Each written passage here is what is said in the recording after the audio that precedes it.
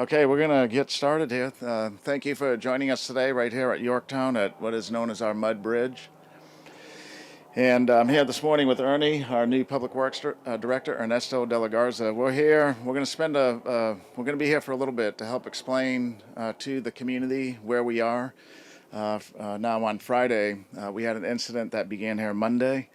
And so this event, our goal here this morning is to educate the persons that generally use this bridge, or if they may use it just coming up here in the future, to let them know what our strategy is to communicate as the construction takes place to fix it, and to explain what happened and what we've been doing this week, and just walk the community through where we are. There's some sense that there's not a lot of information, and that's because there wasn't a lot up until really yesterday. So that's our goal this morning, and if I haven't mentioned it, I'm the city manager, Peter Zanoni, and with me, as I mentioned, is Ernesto De La Garza, our Public Works Director. We also have representatives from our design consultant that we brought on to help us with this, as well as the contractor, the construction contractor, who's going to be doing the work. So behind me and where we are is at the foot of Mud Bridge, what is known as Mud Bridge, and it was built in 1985, so it's dated. We know there are maintenance issues on the bridge, even prior to the sinkhole that occurred this week. There's maintenance issues, and that's indicative of the city in total. We have maintenance issues in our streets, in our water, wastewater infrastructure, in our park systems, in our libraries, in our convention center, you name it. The key thing, though, to focus on, at least that's what we're focused on, is that we're working. We're changing decades of neglect, and we are improving our infrastructure. Another thing to point out is that it takes people and departments and systems and protocol and processes to accomplish things like maintenance. And in the case of our roads and our bridges, just focusing on those, we did not have a public works department 3.5 years ago. So there was no group of people focused on the streets. There wasn't. We didn't have one. So about 2 years ago, 2.5, 3 years ago, we recreated for the City of Corpus Christi a public works department that has a sole mission to focus on our streets and bridges. And just last year, for the first time in 3 decades and longer, frankly, we created a stormwater program whose primary focus are things like this, the bridge. So that program has been in place just a little over a year. And so I want the community to recognize that it takes time to develop a culture, to develop systems. Sure, reports were done by TxDOT, but when nobody's around to read them, and more importantly, to react to them, we get things like we have today behind me. So the key thing to focus on and to recognize is we're developing systems, we're developing organization, we're developing protocols. Soon, things like this won't happen. We do have a mayor and council, I should say. Councilman Smith is here with us this morning. He represents his district. They have placed infrastructure as a top priority. With their leadership and approval of the past 4 budgets, over $336 million has been invested in our taxpayer dollars to road work improvements. So that's just a little background. So earlier this week, on Monday, a resident driving across the bridge noticed a hole in the bridge and used our new 311 call number to call it in. So we do have a new call number for the community that may not be aware. So you can dial 311, simple number, or use an app that you can download to report any type of issue, and we want to applaud that resident for doing so.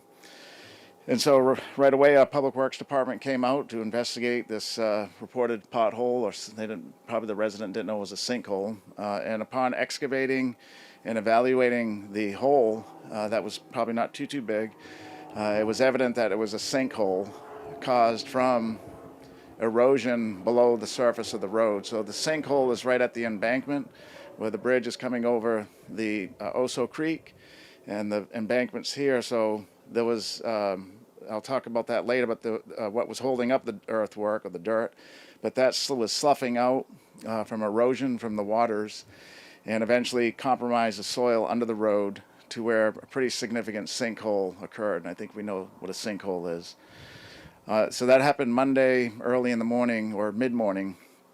Through the day Monday and into Tuesday, our Public Works crews and Stormwater Group attempted to fix the situation. And so with in-house forces, we tried to shore up the embankment below the bridge, and we cut out the hole and we tried to fill it in with select fill, but ultimately the pressure of the road and the trial runs of transportation over it, vehicles over it, was too heavy, and the solution of basically plywood with some fortifying beams just was too fragile to hold up the soil beneath the roadway where the sinkhole was. So by Tuesday, we recognized we're going to have to go to Plan B, and that is call in the big guns, the private sector engineers and contractors who have more resources than we do. And so we did that on Tuesday. So Tuesday brings us into Wednesday. So our engineer on this project in the private sector, Fries and Nichols, one of the best in our community, has done a lot of work for the city, devised a plan on how we can shore up the embankment. So the embankment, if you look at bridges as you go through the community or through the country, you'll notice a lot of bridges have a wall, a retaining wall made out of concrete. This bridge that was built in the 80s did not have that. It had a riprap or an articulated block mat. If anybody has been to the Packery Channel, that's what was here. It was a kind of a crisscross mat that was put down to hold the earthwork in. And then on top of that mat was boulders replaced to kind of hold the soil in. It's an okay construction method, but as we can see, it didn't last, I don't know how many years that is, 40 years, is that 40 years? 20, yeah, 35 years, so it didn't last. And the creek behind me has some pretty significant tidal influences. The Oso Creek ultimately turns into the Oso Bay, ultimately connects into the Corpus Christi Bay, which ultimately connects to the ocean. So the Gulf influences of tidal influences, high tides, northern winds, prevailing northern winds, all can push water back this way, push it upstream actually. And then we have the Barney Davis power plant that has a cooling system using water, and they discharge that water.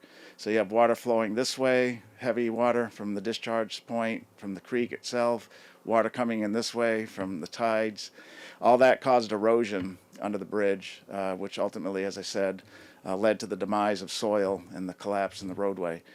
So the fix is to shore up the embankment, and we're not going to go the vertical wall because this bridge is slated to be replaced in 2026, but we're going to expedite that with TxDOT. It's a $20 million reconstruction that's in the works, but let's focus on the fix today. So the fix is to put back a retaining wall of sorts using an asphalt application and boulders, rocks basically. And Ernesto, our Public Works Director, can talk more about it when he presents.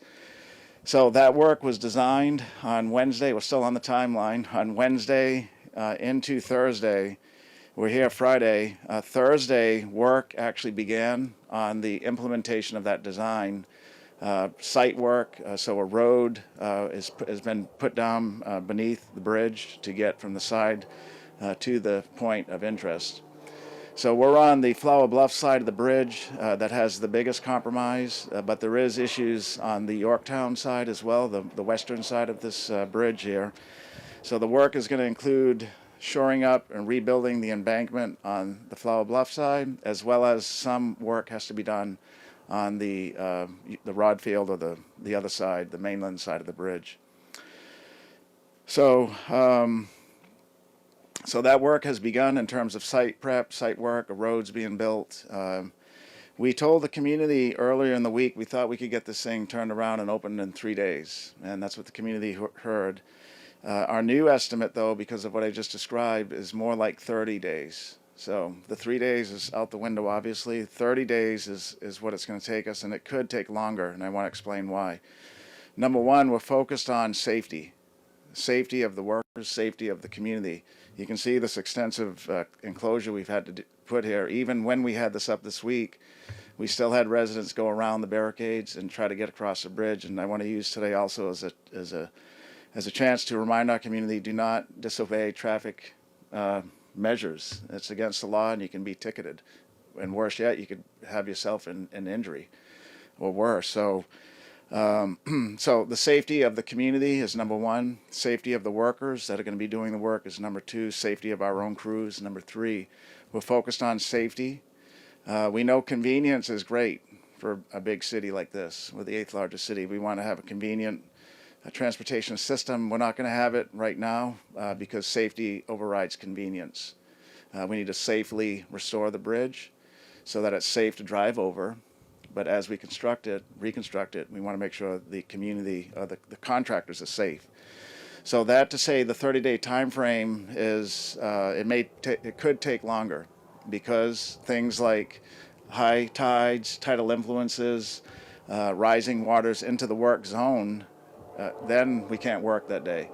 And that may happen. You may have a day like today that seems to be beautiful, and you look back and you don't hear any noise and see any contractors. That probably is because the tide is too high, the waters are too rough, and we can't perform the work.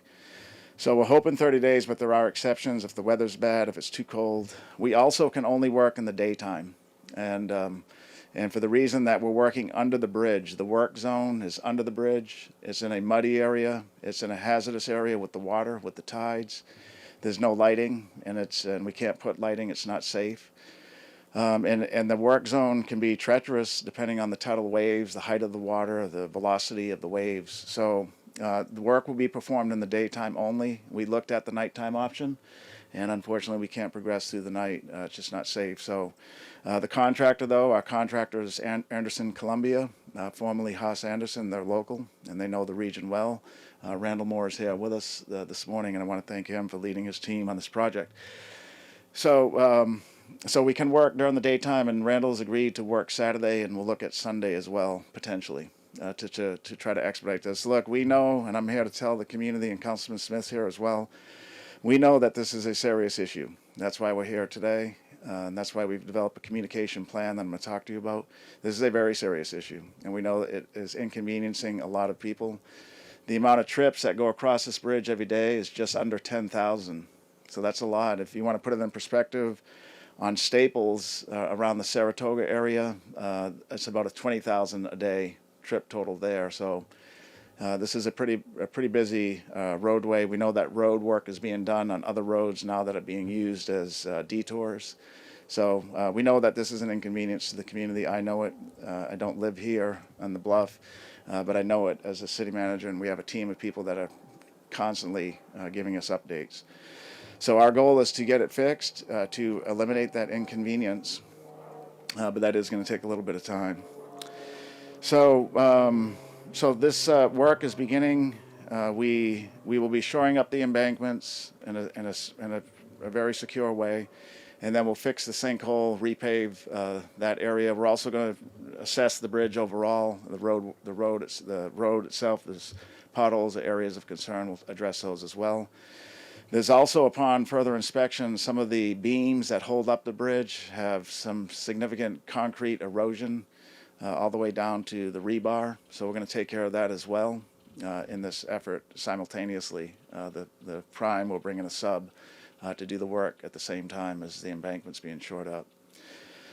So I'm going to talk about the communication plan, but before we get there, I do want to talk about construction standards. And so this bridge, I'm not an engineer, but you would imagine it would have had a retaining wall instead of an articulated mat block system.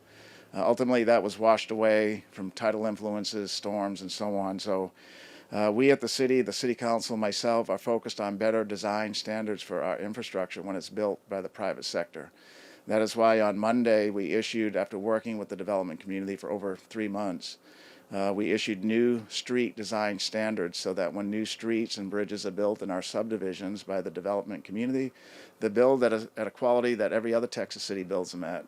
And ours have not been that way, to where they fail within a year, and then they put the taxpayer on the hook to fix it. And that's not fair and not right. So what we've done is our team with outside help have developed new design standards for our roads and bridges in our community when they're being built by the private sector, so that they last and so that the taxpayer is not put on the hook to pay for them way sooner than what you would expect. Okay, so with that, we're going to turn now to the communication plan. So we appreciate the media being here, and we're focused on getting the story out to the community about the construction fix, the timeline, any updates in the construction timeline. And we appreciate the media covering this. This will be a story that we'll be working on for at least 30 days, maybe a little longer. The city is going to, on today, put on our homepage, on our website, a link or a box to the Mud Bridge project. And we'll be posting, if not daily, several times a week, updates on the construction progress, if there's delays or how we're doing. So that'll be on our website. Events like this that we're broadcasting live right now on our social media outlets will be recorded. We'll have those videos there, so if somebody's working, can't see the update, they'll be able to see it that way. Each week on Wednesday at 10 o'clock, and that could change, but the plan is every Wednesday at 10, Ernie and I will do a briefing like this, most likely at City Hall, to tell the community the update, and we encourage the media to cover it so people can hear the update, and we'll talk about milestones being completed and progress being made and timeline. We're also reaching out to the big partners that are here. We know the community is our biggest partner, and there's a lot of residents that use this bridge, as I mentioned, about 10,000 trips a day. But we have other big institutional partners like the military. We know Waldron Field's right behind you all, right in front of me. Persons may work at NAS, CAD, and use this road to get there. So we know that's a big partner of ours. We have educational institutions, numerous ones where their patrons use this road. That includes Texas A&M Corpus Christi. That includes Del Mar, their brand new Southside campus. That includes CCISD and Flower Bluff ISD.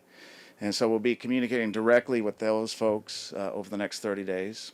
And then finally, we have Flower Bluff Citizen Council, which is a great organization, grassroots organizations that helps to keep the Flower Bluff community informed. I spoke with Shirley Thornton last night, and we appreciate Flo East being here as well this morning.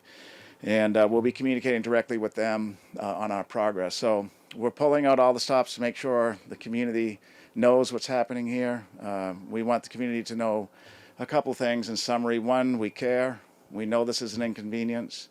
We're focused on the fix, not so much what happened. We know decades of neglect lead us to this point today.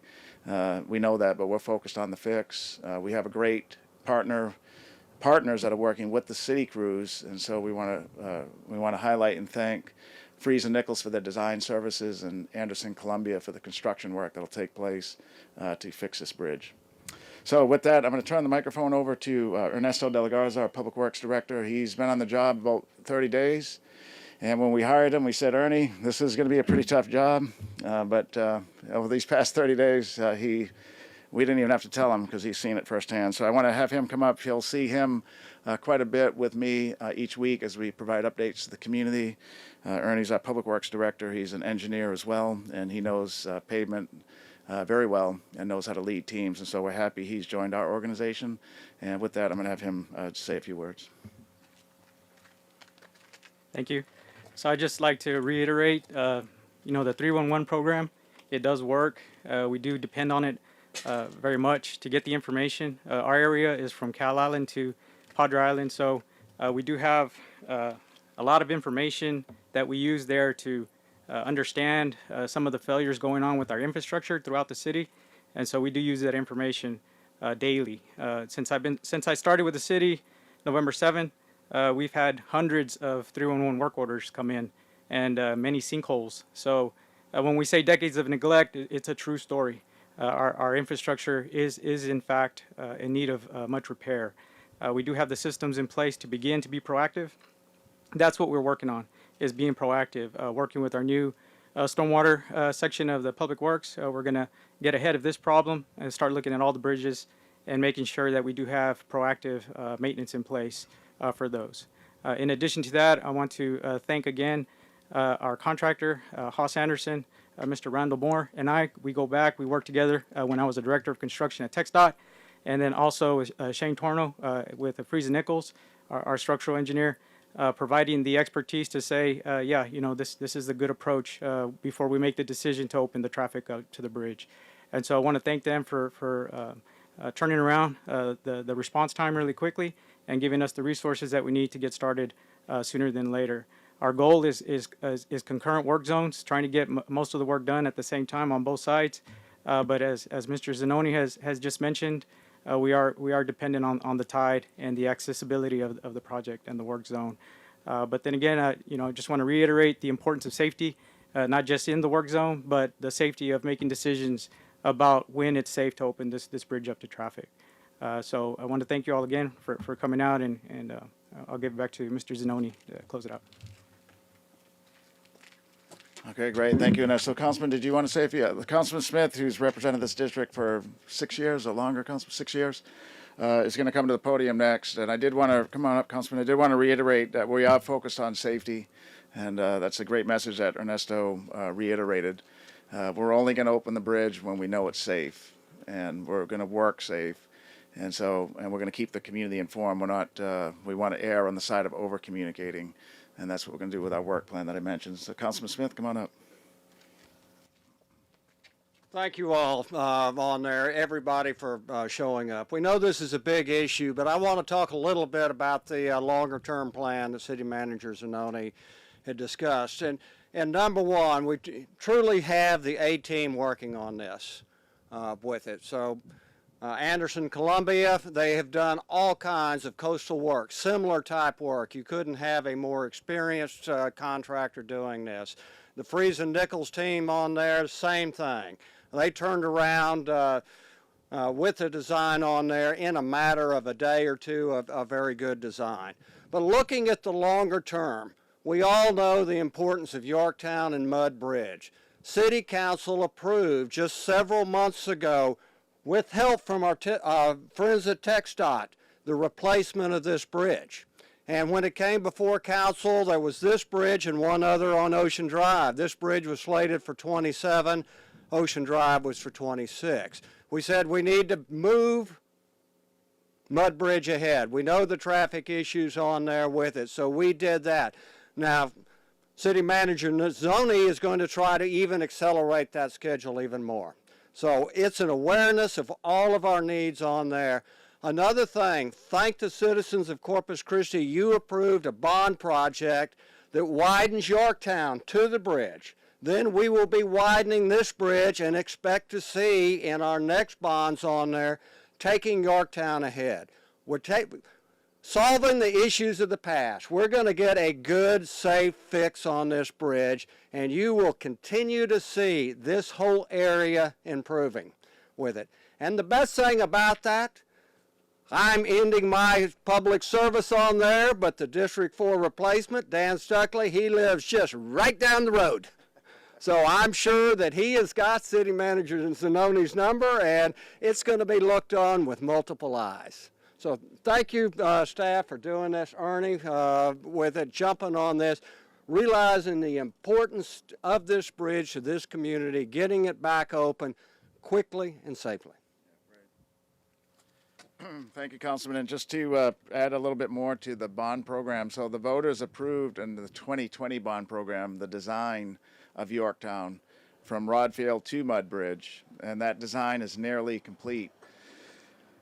In the 2022 bond program that was just passed by voters in November with a substantial yes, the construction dollars, $20 million was included in that bond. So soon we're going to be putting out for bid the reconstruction of Yorktown from Rodfield to Mud Bridge. We know it's under capacity today, or it's not an appropriate road for the amount of capacity that's on it. And so with the approval of this bond program, because we already have the design done, we don't have to wait. It's shovel ready. Construction is going to start soon. We have to time it though with another road project that will give some relief for the neighborhoods off of Yorktown, so they'll have an alternate way out when this is under construction. So, as Councilman Smith said, from Rodfield through Mud Bridge will be all brand new in the coming years, and we're going to work with TxDOT. And Ernesto used to work with TxDOT, so he still has a lot of good connections there. We're going to work with TxDOT to see if we can advance the funding and the construction of the bridge behind me, the replacement. So with that, Councilman Smith and Ernesto, I want to thank you all for being here, and thank you to our design and construction team members as well. We'll be here if the media has any questions after this briefing, unless there's any questions now that anyone has. Okay, very good. So we'll be available for questions as we break up here. And our next briefing then will be next Wednesday at 10 o'clock, most likely at City Hall. Ernesto, myself, and Neiman Young, our Assistant City Manager overseeing Public Works and Engineering, will be available that day as well. So thank you. Thank you for being here.